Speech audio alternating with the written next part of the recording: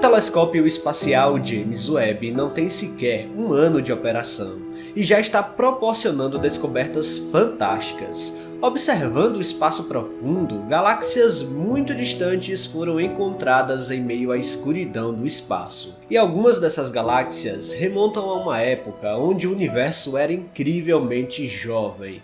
Dessa forma, o James Webb simplesmente bateu todos os recordes que antes eram do Hubble. A grande questão é que o James Webb observou algo nessas galáxias antigas que os astrônomos não preveram, o que foi até motivo para alguns acreditarem depois que o próprio James Webb acabou refutando o Big Bang. Mas será mesmo? No vídeo de hoje vamos entender essa questão e por que o James Webb não refutou teoria alguma.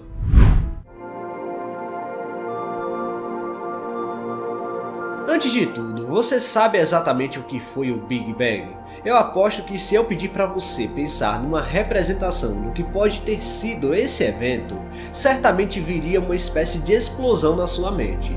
No entanto, o Big Bang não foi assim, e geralmente é retratado de forma equivocada. Na nossa concepção geral das coisas, sabemos que tudo possui um começo, e o universo provavelmente teve o dele, ocorrendo há 13,7 bilhões de anos. Muitas pessoas acabam confundindo tudo sobre a premissa que segue essa teoria que melhor explica hoje o começo do cosmos. Mas o que muitos não sabem é que o Big Bang não necessariamente explica a origem do universo, mas como ele começou a partir de uma fração de segundo. Ou seja, a partir do momento em que ele começou a inflar velozmente em todas as direções. Isso significa que Big Bang, apesar do nome, não foi uma explosão, foi mais uma expansão.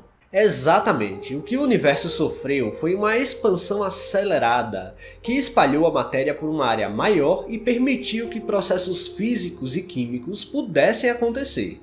O que fez essa expansão acontecer? Bom, ninguém sabe exatamente ainda, e a partir de certo momento, o cosmos é um grande mistério. Antes da expansão acontecer, todos os prótons, elétrons e nêutrons que existiam no universo ainda não estavam ligados nas estruturas atômicas que conhecemos hoje. Portanto, essa época foi marcada por um espaço opaco à luz e a radiação eletromagnética não poderia se propagar. Essa era ficou conhecida como a Idade das Trevas do Universo. Posteriormente, o universo inflou ainda mais e mais ou menos cerca de 380 mil anos depois do Big Bang, os fótons finalmente puderam correr livres pelo espaço à medida que o universo avançava em sua expansão. E a partir daqui temos realmente como detectar usando o telescópio correto. Essa radiação é tão fraca que detectamos ruídos na forma da conhecida radiação cósmica de fundo, que trabalha com ondas de rádio e fora do alcance do James Webb. Esse novo telescópio espacial foi feito exclusivamente para ver o infravermelho e buscar galáxias mais antigas. Mas então onde surgiu essa tal derrubada que o telescópio deu no Big Bang? Tudo começa com a detecção de galáxias muito distantes, as mais distantes já detectadas. O telescópio trabalhando dentro da faixa do infravermelho faz com que ele consiga ver milhares de anos à frente dessa época estranha do universo, onde ele se resumia basicamente a uma sopa de partículas, e quando as primeiras galáxias e estrelas começaram a se formar. Mas a verdade é que ninguém sabe exatamente os processos por trás do que aconteceu lá no universo primordial. Considerando toda a sensibilidade que o James Webb possui, os astrônomos acreditam que o telescópio seja capaz de ver galáxias e estrelas que surgiram pelo menos de 100 a 200 milhões de anos após o Big Bang. E pode ser nessas galáxias muito antigas que vamos encontrar as primeiras estrelas do universo. E sim, o James Webb já parece ter detectado algumas dessas galáxias. A grande confusão começou mesmo quando um artigo foi publicado por um autor que possui um longo histórico de questionamento para a teoria do Big Bang. E bom, tudo ficou baseado numa pesquisa publicada mostrando inconsistências entre as observações do telescópio e o modelo vigente para hoje explicar os primórdios cosmológicos.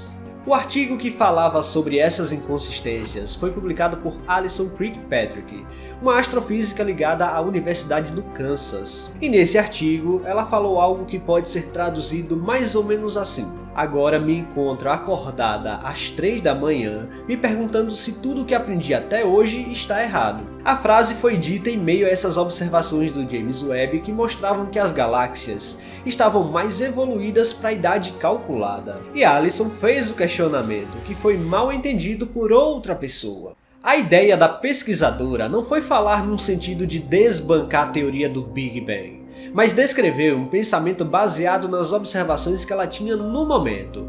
De acordo com a falácia divulgada, o Big Bang faria com que as galáxias mais distantes deveriam parecer maiores, porque em um universo em expansão, sua luz deveria ter partido quando elas estavam mais próximas de nós. Além de que a presença de discos formados, como foi observado pelo James Webb, não poderia ter acontecido com galáxias ditas tão jovens. O fato principal nessa história que temos que considerar é que o James Webb nunca foi lançado para refutar a teoria do Big Bang. O principal motivo pelo qual hoje ele está no espaço é para tentar descobrir as primeiras estrelas do universo, e encontrar essas galáxias diferentes do esperado não refuta nada. Primeiro, algumas dessas galáxias que foram divulgadas nas primeiras observações passaram por uma revisão de cálculo e a distância foi reajustada, e mesmo assim elas parecem ser muito mais primitivas do que as galáxias modernas. Isso quer dizer que o James Webb mais ajudou a confirmar o Big Bang do que contrapor. A única real surpresa dos astrônomos se baseia no fato de que eles esperavam que as galáxias fossem ainda menores e mais simples. Então, o que você acha mais provável? Uma teoria totalmente embasada e repleta de evidências está errada, ou simplesmente os cálculos de distância que estavam incertos desde o começo? Afinal de contas, as galáxias mais antigas são só a ponta do iceberg que apoiam o Big Bang. Ainda não acredita? Vamos lá. Um dos principais pilares que apoiam a teoria é a radiação cósmica de fundo, na qual já falei aqui no vídeo e se resume a fonte de rádio detectável em todas as direções, e vindas lá daquele momento onde o universo deixou de ser opaco à luz 380 mil anos após o Big Bang, e então a radiação eletromagnética poderia se propagar. Depois ainda temos o desvio para o vermelho de galáxias distantes. A própria expansão do universo faz as ondas eletromagnéticas de galáxias longínquas serem esticadas e diminuem sua energia cada vez mais, indo em direção ao infravermelho do espectro eletromagnético, evidenciando um desvio real na sua luz. Isso quer dizer que galáxias primordiais tendem a ir a essa parte do espectro, e quanto mais distante, mais antiga a galáxia será. No final das contas, essa confusão toda surgiu a partir de uma frase tirada do contexto, e temos muitas provas que corroboram com a teoria do Big Bang. As discrepâncias das observações do James Webb não refutam nada, e tudo pode não passar de um erro de calibração, poeira cósmica na frente da galáxia e tudo mais. Então, o Big Bang continua sendo a principal teoria que explica os primeiros momentos do universo. Vale ressaltar que não há nenhum mal em questioná-la, existem até outras hipóteses por aí, mas não podemos ignorar a esmagadora quantidade de evidências que temos para apoiá-la. Pessoal, se vocês gostaram deste vídeo, não se esqueçam de deixar o like aqui, que é muito importante, e se você não está inscrito aqui no canal ainda, convido você a apertar o botão inscrever-se aí embaixo. Até a próxima!